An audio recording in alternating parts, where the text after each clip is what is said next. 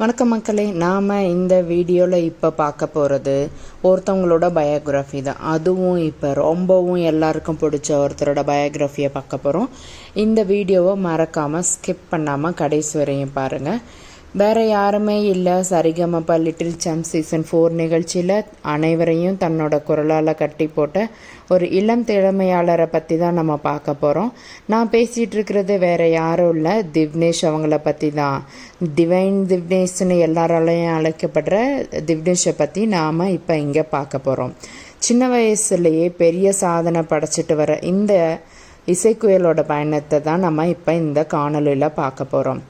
திவ்னேஷ் ஒரு சாதாரண குடும்பத்தில் பிறந்தவர் தான். மற்றவங்கள போலவே விளையாடிக்கிட்டு இருந்தாலும் அவரது மனம் எப்போவுமே ஒரு இசை மீது தான் எப்பயுமே ஒரு டிபெண்ட் பண்ணி தான் இருந்திருக்கு. சிறு வயசுலேருந்தே பாடுவதில் அவருக்கு இருந்த ஆர்வம் அலாதியானதுன்னு சொன்னால் அது மிகையாகாது. அவரோட அமைதியான சுபாவம் கொண்ட அந்த திவ்னேஷ் தனிமையில் இருக்கும்போது கூட ஏதாவது ஒரு பாட்டில் முணுமுணுத்துக்கிட்டே தான் இருப்பாராம். வெளியில் விளையாடுறத விட அவருக்கு ரொம்பவும் பிடிச்சமான பொழுதுபோக்கு என்னென்னா பாடுவது தான் அப்படின்னு அவரது குடும்பத்தினரே சொல்லியிருக்கிறாங்க. அவரோட இந்த இசை ஆர்வம் தான் இன்னைக்கு அவரை ஒரு நட்சத்திரமாக ஜொலிக்க வச்சிருக்குதுன்னு சொன்னால் அது மிகையாகாது. திவ்னேஷோட பெற்றோர் பற்றி தெரிஞ்சுக்கணுன்னா அவங்களோட பெற்றோர் தையல் மற்றும் கேட்ரிங் போன்ற அன்றாட கூலி வேலைகளை தான் செஞ்சுட்டு வர்றாங்க. பொருளாதார ரீதியாக அவங்க பல சவால்களை சந்திச்சிருந்தாலும் திவ்னேஷோட திறமையை அவங்க ஆரம்பத்தில் முழுமையாக உணரவே இல்லையாம். ஒரு கட்டத்தில் அவரோட இசை ஆர்வத்தை அவங்க அவ்வளவு தீவிரமாக எடுத்துக்கொள்ளவில்லைன்னு சொல்கிறாங்க. ஆனால் திவ்னேஷோட விடாமுயற்சியும் அவங்களோட தாத்தாவோட ஆதரவும் தான் அவரை இசை பயணத்தில் தொடர்ந்து ஈடுபட வச்சிருக்குதுன்னு சொன்னால் அது மிகையாகாது. இவருக்கு ஒரு திருப்புமுனையாக அமைஞ்சது தான் சரிகமப லிட்டில் சாம்ப் சீசன் 4 நிகழ்ச்சி. பல கட்ட ஆடிஷன்களுக்கு அப்புறம் திவ்னேஷ் இந்த மேடையில் தனது திறமையை நிரூபிக்க வாய்ப்பு பெற்றிருக்கிறாரு. முதல் நிகழ்ச்சியிலேயே தன்னோட அபாரமான குரல் வளத்தால் நடுவர்களையும் பார்வையாளர்களையும் கவர்ந்துட்டாருன்னு சொன்னால் அது மிகையாகாது. அவரோட தெளிவான உச்சரிப்பும் பாடலோட உணர்வுகளையும் அப்படியே வெளிப்படுத்துகிற திறனும் அனைவரையும் வியக்க வச்சது தான். ஒவ்வொரு பாடல்லையுமே ஒரு புதிய பரிமாணத்தை காட்டி அவர் இந்த நிகழ்ச்சியில் தவிர்க்க முடியாத ஒரு போட்டியாளராக மாறி இருக்கிறாரு. அதை எல்லாரும் நம்புகிறோன்னு நினைக்கிறேன். நான் ரொம்பவுமே ஜாஸ்தியாக நம்புகிறேன். இப்போ நம்ம அடுத்து என்ன பார்க்க போகிறோன்னா, இந்த நிகழ்ச்சியில் அவர் பல மறக்க முடியாத தருணங்கள் கிடச்சிருக்கு. அதில் ரொம்பவும் மிக முக்கியமான சில நிகழ்ச்சிகளை மட்டும் நான் இங்கே உங்களுக்கு சொல்ல போகிறேன். இசைமேதை MS விஸ்வநாதன் அவங்களோட குடும்பத்தினர் வந்திருந்தாங்க இல்லையா. அப்போ திவ்னேஷ் பாடின பாட்டுக்கு அவங்க எல்லாரும் சேர்ந்து திவ்னேஷை தூக்கி பாராட்டுனதை மறக்கவே முடியாது. ஆன் டாப் ஆஃப் தட் அது அவருக்கு திவ்னேஷ்க்கு ஒரு மிகப்பெரிய கௌரவம்னே சொல்லலாம். மேலும் அதுக்கப்புறமா அவங்க என்னாச்சுன்னா இன்னொரு இன்சிடெண்ட், சக போட்டியாளர்களும் நிகழ்ச்சியோட ஸ்பான்சர்ஸும் சேர்ந்து திவ்னேஷுக்கு ஒரு டிவி பெட்டி கொடுத்தாங்க. அது ஞாபகம் இருக்குதுன்னு நினைக்கிறேன். அழகாக குட்டீஸ் ஸ்வீட்டீஸ் அந்த டிவி பெட்டியை தூக்கிட்டு கொடுத்துட்டு அவன் பாடுறத டிவியில் பார்க்க முடியாதுன்னு சொன்ன ஒரே காரணத்துக்காக எல்லாரும் சேர்ந்து ஒரு டிவி பெட்டியை கிஃப்டாக கொடுத்துருந்தாங்க. அந்த எமோஷ்னலான தருணத்தை யாருமே மறக்கவே முடியாது. இப்படி நிகழ்ச்சிகளை பார்க்க முடியாத சூழ்நிலை இருந்த அந்த திவ்னேஷுக்கு இது ஒரு பெரிய உதவியாக தான் அமைஞ்சதுன்னு சொன்னால் அது மிகையாகாது. இந்த அன்பான திவ்னேஷுக்கு அவங்க குடும்பத்தினரையும் இந்த கெஸ்டர் ரொம்பவுமே நெகிழ வச்சது.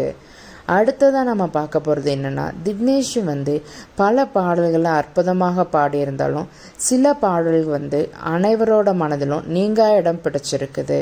அதில் ஒரு சிலது தான் நான் இங்கே நினைவு கூற விரும்புகிறேன். மலர்ந்தும் மலராதன்ற பாடலை அவங்க பாடகி ஸ்வேதா மோகன் திவ்னேஷ் என்ன சொன்னாங்கன்னா, ரொம்பவுமே பெருமைப்பட்டதாக தான் கூறினாங்க. அந்த பாட்டோட ஒவ்வொரு வரியையும் திவ்னேஷ் தன்னோட உணர்ச்சிகரமான குரலால் உயிர்ப்பித்திருந்தார். அதே போல் ஆசைப்பட்டா எல்லாத்தையும் காசு இருந்தால் வாங்கலாம், அம்மாவை வாங்க முடியுமான்ற பாட்டை எவ்வளோ அழகாக திவ்னேஷ் பாடியிருந்தார் தெரியுமா. எனக்கு அவ்வளவா பாட தெரியாதுங்க, ஸோ அட்ஜஸ்ட் பண்ணிக்கோங்க இதெல்லாம் சரியா. இந்த பாட்டை பாடினப்ப இசையமைப்பாளர் தேவா அவர்களே கண்ணீர் விட வச்சதுன்னா பார்த்துக்கோங்களேன். அந்த பாடலோட வரிகளும் திவ்னேஷோட குரலில் இருந்த ஏக்கமும் அனைவரையுமே உலுக்கியது.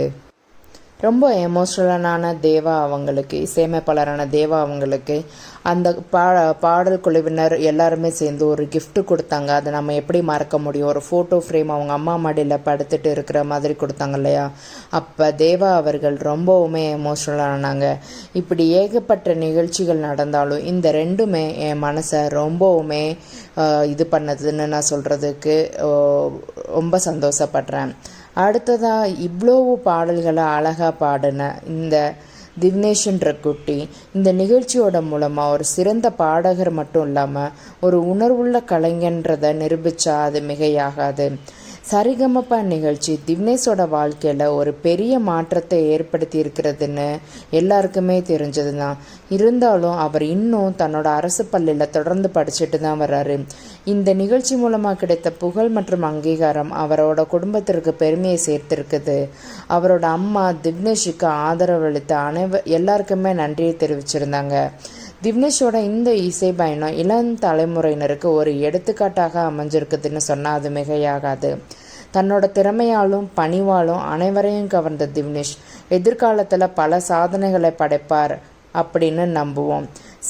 இந்த மாதிரி அவர் பெர்ஃபார்ம் பண்ணுறதை பார்த்து சினிமா சங்கத்திலேருந்து இது போன்ற திறமையான கலைஞர்களை வெளிச்சத்திற்கு கொண்டு வரணும்னு நான் எதிர்பார்க்குறேன். இந்த வீடியோ உங்களுக்கு பிடிச்சிருந்ததுன்னா மறக்காமல் வீடியோ லைக் பண்ணுங்கள். உங்கள் கருத்துக்களை கமெண்ட் செய்யுங்க. இன்னும் ஃபைனல் வர்றதுக்கு கொஞ்ச நாளே இருக்குது. உங்களுக்கு யார் ஃபேவரட் கண்டஸ்டன்றதை மறக்காமல் இந்த வீடியோவில் கமெண்ட் பண்ணுங்கள். முடிஞ்சால் யார் உங்களுக்கு டாப் 3ல் வருவாங்கன்னு சொல்லியும் கமெண்ட் பண்ணுங்கள். நான் என்னோட டாப் 3 ப்ரெடிக்ஷன் வீடியோவை நாளைக்கு போடுறேன். மறக்காமல் இந்த வீடியோவை லைக் பண்ணுங்கள். உங்களோட கருத்துக்களையும் பதிவு பண்ணுங்கள். இந்த காணொலியை பார்த்ததுக்கு மிக்கவும் நன்றி மக்களே.